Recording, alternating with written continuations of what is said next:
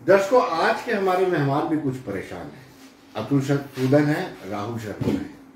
ये वो लोग हैं जिन्होंने सब इंस्पेक्टर की परीक्षाएं दी, रिजल्ट आया, उसके बाद धांधलियां सामने आई तो गवर्नमेंट ने सीबीआई की जांच कराने का आदेश दिया। और दिलचस्प बात यह है कि सीबीआई ने जांच तो शुरू कर दी, लेकिन अभी तक कुछ भी ऐसी एक्सरसाइज नहीं की गई है जिससे ये लोग संतुष्ट हो चुके। और इनका ये मानना है कि अगर जैसे आर्म्स लाइसेंस की इंक्वायरी चल रही है, जैसे यासीन मलिक या रूबिया सैयद किडनैप की जांच हुई है, इतना लंबा लिया, तो ऐसे में ये लोग तो ओवर एज हो जाएंगे और इनको जस्टिस नहीं मिलेगा।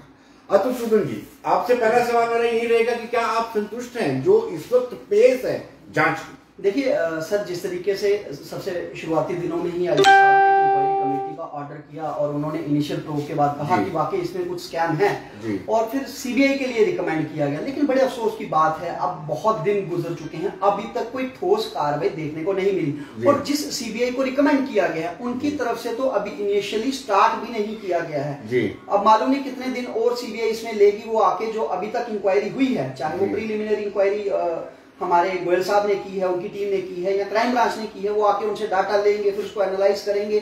तब तक मैं समझता हूं कि जो इसके असली कल्प्रिट्स हैं वो एविडेंस को मैनेज करने में जो है वो कामयाब हो जाएंगे, क्योंकि कैश में बहुत ज्यादा ट्रांजैक्शन हुआ है जिस तरीके से बताया जा रहा है, तो उस कैश को भी एडजस्ट करने में उनको टाइम मिल रहा है। और पास्ट रिकॉर्ड अगर हम देखें, जिस तरीके से आपने दो केसेस की खुद एग्जांपल दी है कि एक जो आर्म्स लाइसेंस है और दूसरा रूबिया सैयद वाला, अगर इस तरीके से इंक्वायरी होगी तो हमारा करियर एक बार दोबारा स्टेक पे लग जाएगा। क्योंकि ऑलरेडी पहले आप मालूम है आपको कि 2 साल कोविड के कारण और 1 साल 370 की वजह से हमारे यहाँ पर कोई भी इस तरीके की रिक्रूटमेंट नहीं हुई। ये पहली बड़ी रिक्रूटमेंट थी जिसमें इस तरह की धांधली निकली।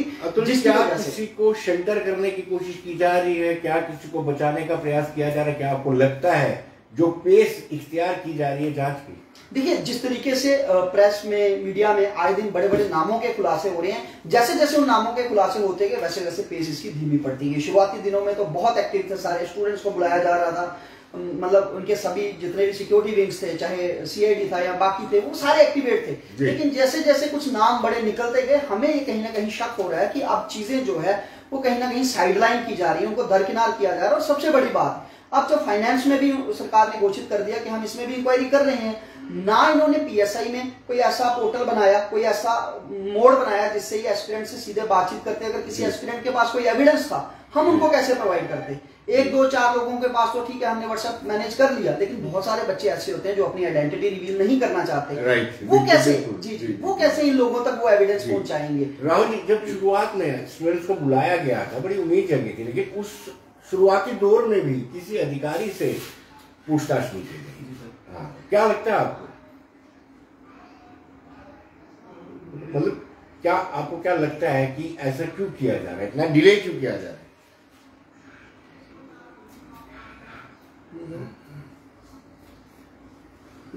आप बताइए। देखिए सर, इसमें ऐसा है, हमें तो साफ तौर पे ये लग रहा है कि जिस तरीके से इसमें, जब मैं कह रहा हूं, पहले भी मैंने कहा कि जब नाम आना सामने हुए, आपने कहा अधिकारियों से पूछताछ नहीं की गई।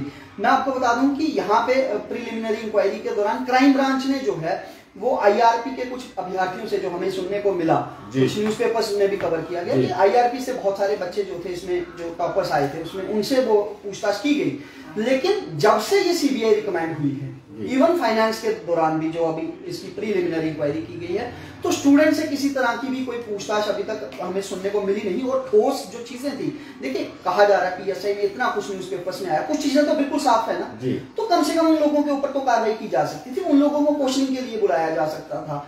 मतलब अभी समझ नहीं आ रहा कि ये किस ओर जा रहा है। यहाँ पे एलजी साहब को चाहिए कि टाइम बाउंड तरीके से जो है इसके ऊपर काम किया जाए, ताकि ऐसा ना हो, ठीक है स्कैम तो निकला, आपने पेपर से ग्रैब कर दिया, अब कई साल लग जाए दोबारा पेपर लेने के लिए, तब तक आधे से ज्यादा जो है वो ओवरेज हो जाएंगे। जैसे जस्टिस डिले जस्टिस डिनाई। हाँ, बिल्कुल सही कह रहे हैं। समय पर आपको न्याय नहीं मिलता, वो न्याय नहीं होता। बिल्कुल सर, जितना समय दिया जा रहा है, मैं बार बार यही कह रहा हूँ, जितना समय दिया जा रहा है उन लोगों को मौका मिल रहा है। चलो एस्पिरेंट्स तो कहीं नहीं जाएंगे, जिनके पास पेपर था वो तो बेचारे वहीं पे रहेंगे, लेकिन जो मेन लोग पीछे थे, देखिए आईआरबी जेकेएसएसबी से 6 ऑफिशियल्स इन्वॉल्व हैं, क्या कार्रवाई हुई आज तक उनके ऊपर? उनके ऊपर सीबीआई तो बाद में कार्रवाई करे, लेकिन एटलीस्ट तब तक डिपार्टमेंटल उनके ऊपर कोई कार्रवाई तो होनी चाहिए थी।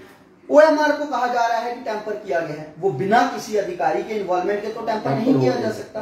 तो आज तक उनके ऊपर भी कोई कार्रवाई नहीं नजर आई। क्या आपने किसी को अटैच किया, क्या किसी को आपने ट्रांसफर किया, वैसा कुछ भी नहीं किया। तो जब तक आप ये सब नहीं करेंगे तो यूथ का आप फेथ जो है वो धीरे धीरे अपने ऊपर से खोते जा रहे हैं। जितना डिले किया जा रहा है, आपको लगता है कि जो कल्प्रिट्स हैं जी कहीं ना कहीं वहां से रेस्क्यू या भागने में कामयाब हो सकते हैं? बिल्कुल सर, देखिए अभी तक जो शुरुआती जांच में सामने आया, इसमें अधिकतर काम जो है वो कैश ट्रांजैक्शंस में हुआ, पेपर लीक हुआ, व्हाट्सएप और टेलीग्राम के जरिए जो है वो वायरल किया गया। तो जितना टाइम मिलेगा, जो लोग प्रोफेशनल होते हैं इन कामों में, इन स्कैम्स में जो लोग प्रोफेशनल होते हैं, उनको तो सब कुछ आता है ना मैनेज करने, वो लोग तो आसानी से चीजें जो है वो मैनेज कर रहे होंगे। और यहाँ तक सुनने में आया इसमें एक जो मेन एक्यूज थे वो तो देश भी छोड़ चुके हैं। तो आप कितना समय देंगे उन लोगों को? ऐसा ना हो जाए कि जब तक सीबीआई आए वो केस तो बनाए। तो इसके पीछे मंशा क्या लगती है सरकार की? सीधा सीधा एक अपने लोगों को बचाने का प्रयास कर रहे हैं। बिल्कुल सर, देखिए कहीं ना कहीं फिर नजर ये आता है कि जिस तरीके से जेकेएसएसबी के कुछ अधिकारी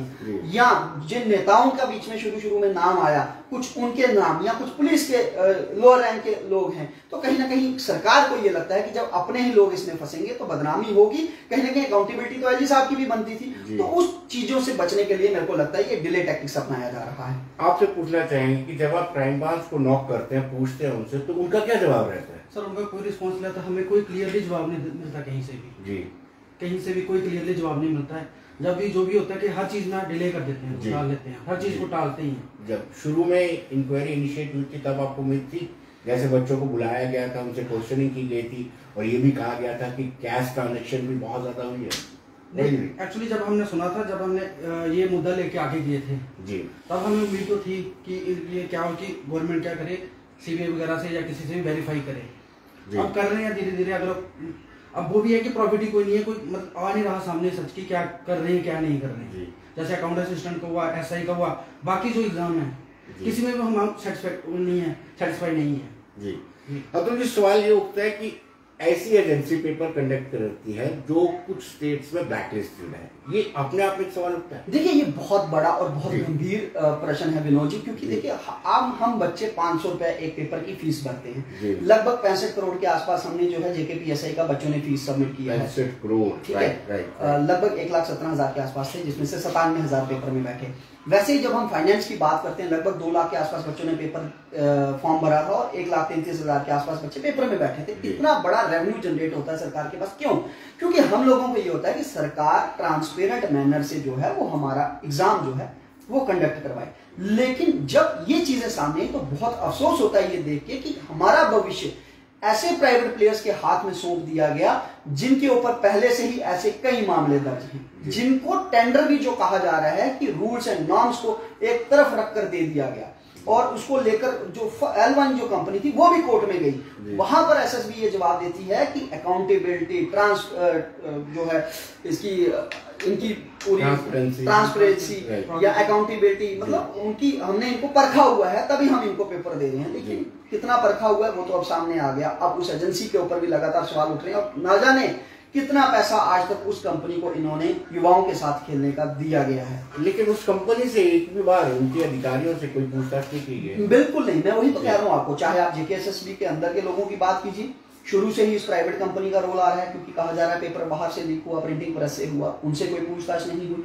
पुलिस के जिन लोगों के नाम आ रहे हैं उनसे कोई पूछताछ नहीं हुई। लीडरों के जिनके नाम आ रहे हैं उनसे कोई पूछताछ नहीं हुई। मात्र और मात्र अभी तक अगर किसी से शुरुआत में पूछताछ की गई, वो भी बच्चों से जेन्युइन क्वेश्चन ही पूछे गए जो पेपर में आए थे। उसमें भी उनके अकाउंट्स, उनकी कॉल डिटेल्स, आप कहो कि वैसा कुछ प्रोफेशनल इन्वेस्टिगेशन इसमें हुई है, वो अभी तक कुछ नहीं हुई है। क्या आपको लगता है कि स्टूडेंट के साथ, यूथ के साथ इनजस्टिस किया जा रहा है? बिल्कुल सर, मैं एग्री करता हूँ, इससे इनजस्टिस ही है।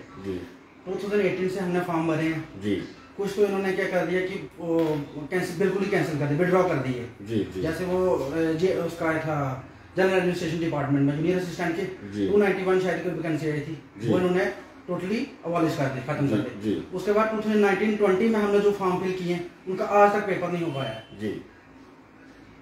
कहीं ना कहीं इनजस्टिस हो रहा है। हाँ, इनजस्टिस, बिल्कुल इनजस्टिस। पहले तो सर रिक्रूटमेंट होती नहीं है जी, जब होती है तो ये जो चेंज किया है इन्होंने, पहले पुलिस कंडक्ट करवाती थी और उसमें मेरे ख्याल में कोई ऐसा एक उंगली उठी नहीं सर, अभी तक बहुत बार ऐसा हुआ। हमारे सामने पीछे एग्जांपल है, जो लास्ट रिक्रूटमेंट हुई थी वो भी पुलिस ने कंडक्ट करवाई थी और हमें लगता है बड़े फेयर मैनर में हुई थी। ना जाने आखिर ऐसे क्या रीजंस रहे कि पुलिस से छीनकर ये पेपर जो है JKSSB को दिया गया। और ऑलरेडी जब JKSSB कहती है कि हमारे ऊपर बर्डन बहुत ज्यादा है, लगभग 20-23 हजार, बार LG साहब कहते हैं कि हमने पोस्टें जो है वो रेफर कर दी हैं JKSSB को, बार बच्चों के चक्कर लगाने के बावजूद भी टाइमली कोई भी रिक्रूटमेंट नहीं। कहा तो जाता है कि फास्ट ट्रैक रिक्रूटमेंट है, लेकिन आप क्लास 4 की लिस्ट देख लीजिए, अभी तक उनका प्रेफरेंस का लिंक बच्चों का नहीं खुला।